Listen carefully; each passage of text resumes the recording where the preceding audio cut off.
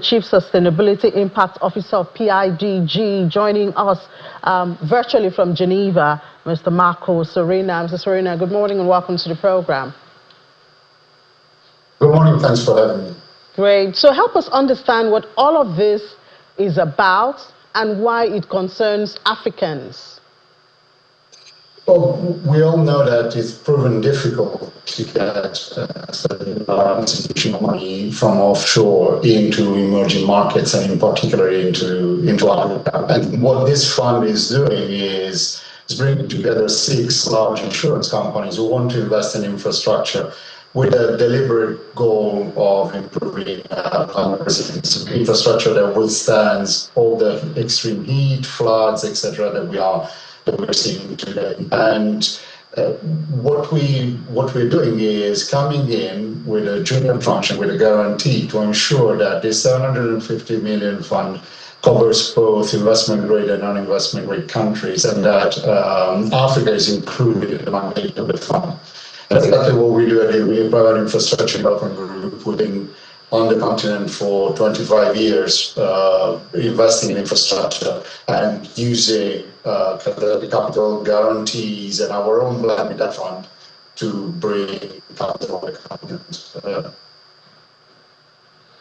All right, so we talk about the challenge of investments coming into emerging markets and winning the confidence. Will you be working with countries as individuals, or are you passing through the AU? How are you really connecting to the continent? So we've got a strong presence on the continent. As I said, as PID, we've been on the continent for 25 years. We've invested significantly in Nigeria. Our branded debt fund, and we made several investments there. We were also the founder together with the Nigerian investment authority, for example, of infrastructure in Nigeria, that itself is mobilizing about 20 new investors from Nigeria into the infrastructure asset class. This year, just earlier in the year, our largest investment has been again in Nigeria for the year.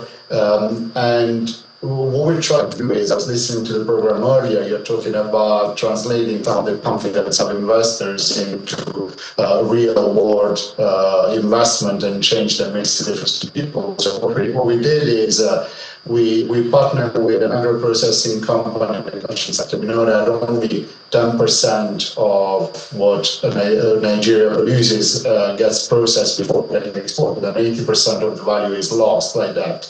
So what we've done is we've offered a guarantee working that allows future bond that is invested by investors from the City of London. It's a $65 million investment that will enable an expanding processing plant in the urban state, sourcing from 10,000 people, providing 900 jobs. That's the type of investment we want to see more of. But the issue is that offshore investors are still wary of the risk. They don't know the risk enough. And so that's why this fund, which is a fund, is trying to get these global investors more comfortable with the infrastructure asset class in emerging markets, partners like us much more closely. And that's why it's important that Africa is included in the market. Yeah, so I'm in Nigeria, so permit me if I'm a bit selfish. Anything specific for Nigeria, or where is Nigeria's role in all of this? We hope so. The investment, the details of the pipeline are open, and certainly there's a commitment to look across all countries, including Nigeria. What happened is that we will continue to invest in Nigeria's PIDG, and we will do what we can to keep bringing this fund as well to the country. All right. Just before I let you go, for a lot of Africans, I don't know if that has changed, the thought that climate change is a challenge, let's do something about it, seem a bit far. Has that changed from your interaction with the continent? Well, I think we can call it climate change, we can call it food loss because rainfall changed, we can call it, the seeds are not the right ones for this type of weather. People are interested in how their economic activities need to face evolving challenges. And infrastructure that is set up in order to withstand extreme heat, withstand floods, it is a business sense. This is a fund in particular for transportation resilience. So we cannot escape the fact that the temperatures are going up, and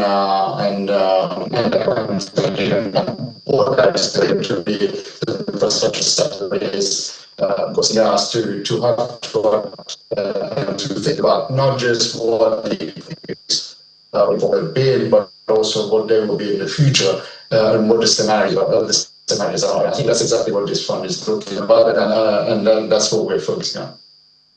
All right, Mr. Marcus Serena, thank you so much for your time on the program this morning. Chief Sustainable Impact Officer at PIDG. Thank you for having me. Thank you.